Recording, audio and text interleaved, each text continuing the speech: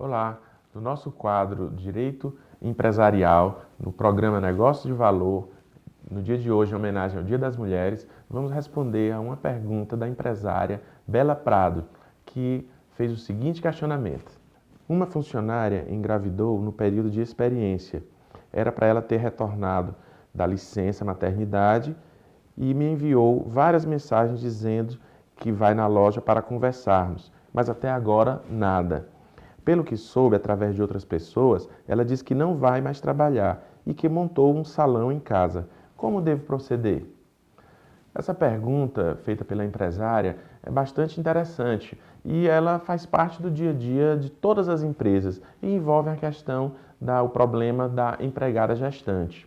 Primeiro ponto que deve ser ressaltado é que toda empregada, mulher gestante, ela tem o direito ao que se chama estabilidade provisória. Então, durante o período da gestação e até um determinado período após o parto, ela não pode ser demitida sem justa causa, considerando ser detentora dessa estabilidade chamada provisória. Então, se essa empregada, após o parto, ela não retorna no prazo estipulado, o empresário deve enviar correspondências para ela, convocando-a para retornar ao trabalho. Se assim, nem assim, com a convocação, ela não se fizer presente, e no caso ainda aqui que nós temos testemunhas que comprovam que ela já tem um salão de beleza e que ela não tem mais interesse em retornar, eu devo fazer a rescisão dela por abandono de emprego, passados 30 dias sem que ela retorne. E neste caso, com a recusa do sindicato em fazer a homologação do contrato, da rescisão do contrato de trabalho, eu devo fazer o que se chama de consignação em pagamento. Então, eu deposito os direitos dessa funcionária, dessa empregada, na Justiça do Trabalho. E lá vai ser discutido sobre o retorno dela ao trabalho. Vai ser discutido se ela teria realmente direito ou não a ser indenizada pelo período da gestação ou pelo período da estabilidade provisória, que no caso ela não deverá ter, considerando que não tem mais interesse em retornar ao trabalho e considerando ainda que já exerce uma outra atividade remunerada, que é um salão de beleza.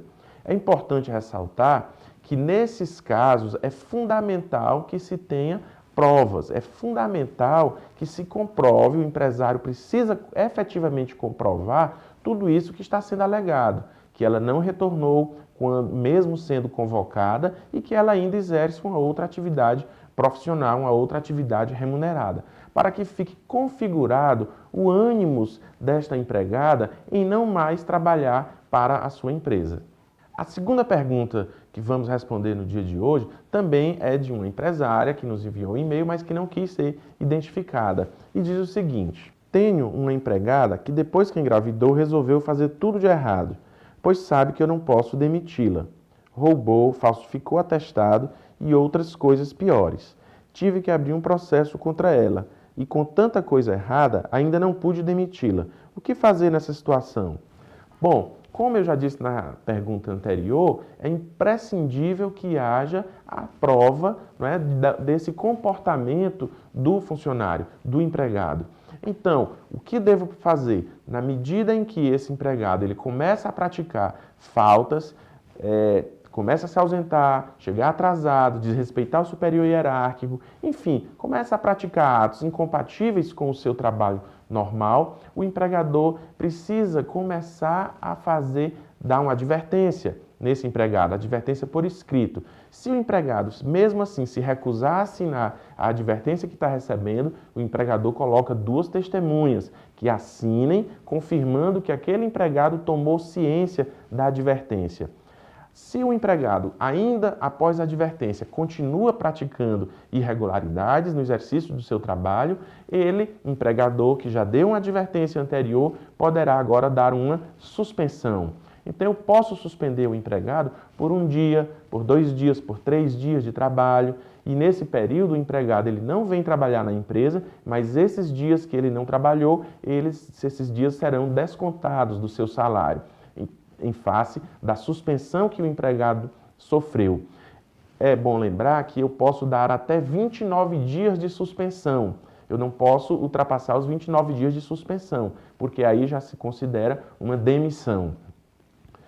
Após todo esse período em que eu já tenho advertência, que eu já tenho suspensão, eu posso agora, de posse de toda essa documentação, ingressar com a ação na Justiça do Trabalho para apuração de falta grave e demitir este funcionário por justa causa. Então, o que é preciso fazer é que o empregador vá construindo um dossiê desse empregado, com as advertências, com as suspensões, para que eu possa chegar na justiça e demonstrar que esse empregado, ele realmente não quer trabalhar, que esse empregado está extrapolando o seu limite enquanto detentor de uma estabilidade. E eu tenho certeza que, de posse das provas, a Justiça do Trabalho, ela não vai dar guarida a esse tipo de comportamento por parte deste funcionário.